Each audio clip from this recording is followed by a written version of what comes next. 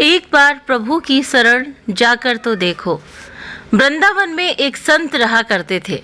उनका नाम था कल्याण। वे बांके बिहारी जी के परम भक्त थे। एक बार उनके पास एक सेठ आया था।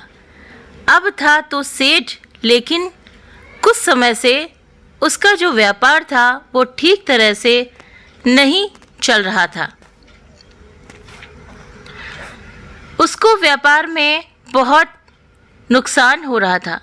सेठ उन संत के पास गया और उनको अपनी सारी व्यथा बताई और कहा, महाराज, मेरे व्यापार में कुछ दिनों से काफ़ी नुकसान हो रहा है, आप कोई उपाय करिए।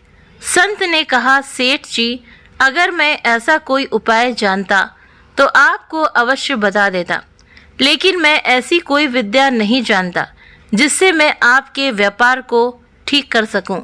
ये मेरे वश में नहीं है। हमारा तो एक ही सहारा है, बिहारी जी।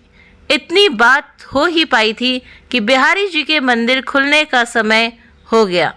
संत सेठ जी को बिहारी जी के मंदिर में ले आए और अपने हाथ को बिहारी जी की ओर करते हुए सेठ जी को बोले, आपको जो कुछ भी मांगना है, जो कुछ भी कहना है, इनसे कह दो, ये सबकी कामनाओं को पूर्ण कर देते हैं। सेठ जी ने बिहारी जी से प्रार्थना की। 2-4 दिन वृंदावन में रुके और फिर चले गए। कुछ समय बाद सेठ जी का सारा व्यापार धीरे धीरे ठीक हो गया। अब सेठ जी समय समय पर बिहारी जी के दर्शन करने वृंदावन आने लगे, लेकिन कुछ समय बाद सेठ जी थोड़े अस्वस्थ हो गए। वृंदावन आने की शक्ति भी अब उनके शरीर में नहीं रही। एक बार उसका एक जानकार वृंदावन धाम की यात्रा पर जा रहा था। इस बात को जानकर सेठ जी को बड़ी प्रसन्नता हुई। सेठ जी ने उसे कुछ पैसे दिए और कहा, ये धन तू बिहारी जी की सेवा में लगा देना और उनको पोशाक धारण करवा देना। वो भक्त जब वृंदावन आया तो उसने सेठ जी के कहे अनुसार बिहारी जी के लिए पोशाक बनवाई और उनको भोग भी लगवाया। लेकिन इन सब व्यवस्था में धन थोड़ा ज़्यादा खर्च हो गया। लेकिन उस भक्त ने सोचा, चलो कोई बात नहीं, थोड़ी सेवा बिहारी जी की हमसे भी बन गई। अब इधर मंदिर बंद हुआ तो बिहारी जी रात को सेठ जी के सपने में पहुंच गए। सेठ जी को सपने में ही बिहारी जी ने कहा, तुमने जो मेरे लिए सेवा भेजी थी वो मैंने स्वीकार की, लेकिन उस सेवा में 249 रुपये ज़्यादा लगे हैं। तुम उस भक्त को ये रुपए लौटा देना। ऐसा कहकर बिहारी जी अंतर्ध्यान हो गए। सेठ जी की जब सुबह आँख खुली तो वे बिहारी जी की लीला देखकर आश्चर्यचकित रह गए। सेठ जी जल्द से जल्द तैयार होकर उस भक्त के घर पहुंच गए और उसको सारी बात बताई। ये सब जानकर वो भक्त आश्चर्यचकित रह गया कि ये बात तो सिर्फ मैं ही जानता था और तो मैंने किसी को बताई भी नहीं। सेठ जी ने उसको वो 249 रुपये दिए और कहा, मेरे सपने में श्री बिहारी जी आए थे, वो ही मुझे ये सब बात बता कर गए।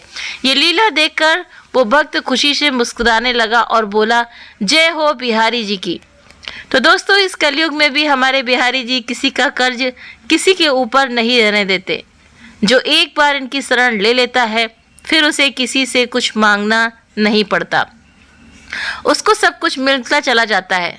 तो बोलो श्री वृंदावन बिहारी लाल की जय। सच बात है, अगर आप भगवान के हो गए, भगवान के बनकर रहते हैं, तो आपको किसी भी चीज़ की प्रॉब्लम नहीं होगी। प्रॉब्लम इन द सेंस कि जैसे आप सोचते हो कि आपको शारीरिक कष्ट ना हो, आपके सामने कोई बड़ी मुसीबत ना आए, ये कष्ट नहीं, भगवान करके देता है क्योंकि वो हमारा कर्म है।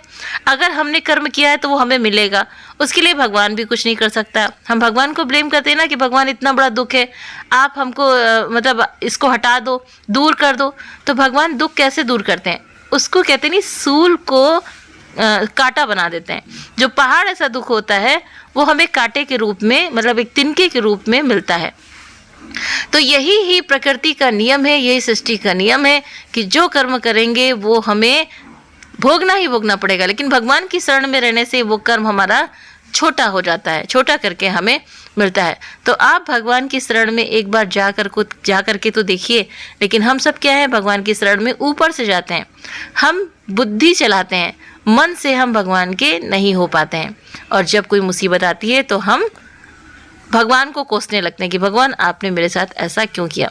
तो हम ये तब कहते हैं क्योंकि हम पूर्ण समर्पण भगवान के ऊपर समर्पित भाव हमारा पूर्ण नहीं है। तो उम्मीद करते हैं कि ये कहानी आप सभी को पसंद आई होगी। वीडियो पसंद आया हो तो वीडियो को लाइक करें, चैनल पर पहली बार है तो सब्सक्राइब करना ना भूलें, साथ ही बेल आइकन को जरूर प्रेस करें ताकि वीडियो की सभी नोटिफिकेशंस आपको मिल सके। आप अपने प्यारे प्यारे कमेंट भी इस कहानी के बारे में मुझे करके ज़रूर बताइए। क्या आपको कभी ऐसा आभास हुआ है कि आपने अगर कोई बात कही हो और वो तुरंत पूरी हो गई हो?